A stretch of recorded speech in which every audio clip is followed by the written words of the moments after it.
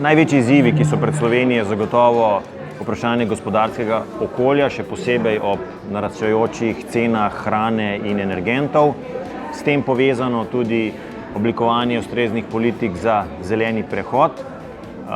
Potem je vprašanje varnosti in zunanje politike, ter seveda vprašanje mladih, kako mlade vključiti v soodločanje, da bodo videli svojo prihodnost v Sloveniji. In v okviru tega mislim, da je prva in ključna naloga v začetku mandata povezati vse, kar Slovenijo povezuje. Torej, povezati politiko, da sodeluje, da išče rešitve za prihodnost.